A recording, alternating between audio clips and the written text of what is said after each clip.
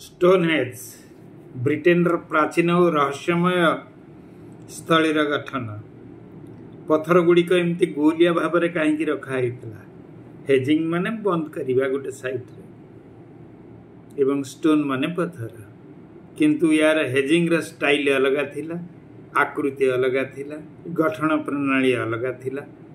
किए को कहीं तैयारी कला आसतु जानिबा। नमस्कार बंधु माने, आपण आछंती पुणी रमु स्पीक्स को जो आम आपण को पुणी नहीं जीवु एमतिया गोटे आश्चर्यजनक गल्प आड़क। आज आम आसीगले ब्रिटेन एक रहस्यमय प्राचीन स्थान को जार जगह ना हूँ स्टोनहेज, आकृतिर ना हूँ स्टोनहेज। स्टोनहेज एक वृत्ताकार गठन गोलिया भाव में जार गठित होती विशाल पत्थर द्वारा, बड़ बड़ पत्थर खंड द्वारा से गुड़िक ये पत्थर गुड़िक सार्सेन और ब्लूस्टोन बोली कहुच्छी।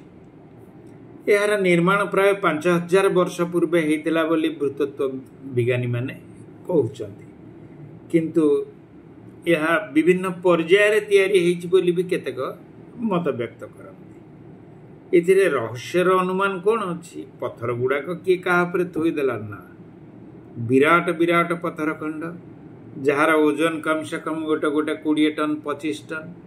से पाखाआखि से पत्थर मिलेनी, सी आसी 200 कि 250 माइल दूर माने 300 350 किलोमीटर दूर से पत्थर को अणाई। सेतेबेले रास्ता घाट पुणी नथिला एवं नद नदी ये सब पूर्ण थिला। किमती एडे बड़ बड़ पत्थर सेठिकी आसिला, यह भी एक आश्चर्य। पुरी को पत्थर गला परी सेमती आश्चर्य। आम से बाबद आउ दिन आलोचना करवा। आज यू चलेगा किए यहाँ गठन कले एपर्यंत जना पड़नी किए बनई किपरि एते भारी पत्थर गुड़िक एते दूर आणिले। यही प्रश्नर उत्तर आज पर्यंत रहस्यमय हो रही। किछि विज्ञानी मने करती यह एक धार्मिक स्थल थिला, अन्य माने कहती यह एक प्राचीन गणना यंत्र थिला जहाँ सूर्य और चंद्र गति अनुसार समय निर्घंट को व्यवहृत कराउतला। आमर जिमती भारत रे जंतर मंतर सब रही विभिन्न जगार एवं आधुनिक पुरातन अनुसंधान,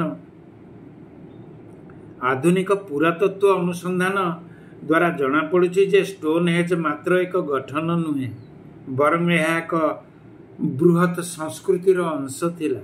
एही संस्कृतिर लोक माने उन्नत जंत्रपाति एवं गणना विद्यारे पारंगम थिले बोली आशा करा जाए। या बाबद आउ विशेष किछि जना पड़िनी। एवं स्टोनहेज हेउछि एमती एक चिन्ह जेउथिरे प्राचीन मनुष्यर बुद्धि, परिश्रम, आध्यात्मिकता गुप्त भाव में लुचिकी रही।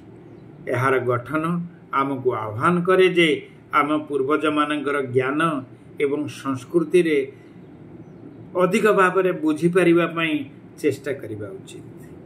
किंतु आमे पारुचे कि पूर्वजों को सम्मान दे सेमानंकर बुद्धि की तारीफ करी सेथिरु किछि शिखिबा को चेष्टा करुचंती कि ना? आमे चेष्टा करिबा, संकल्प करिबा।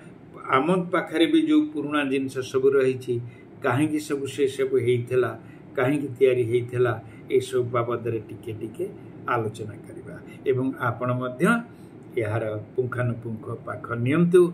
कौन सी जिनस खबर पाइले आमको जनइले भी आम भी खुशी हबु, लोक समस्त को जनइबा को चेष्टा करिबु। रहुची नमस्कार।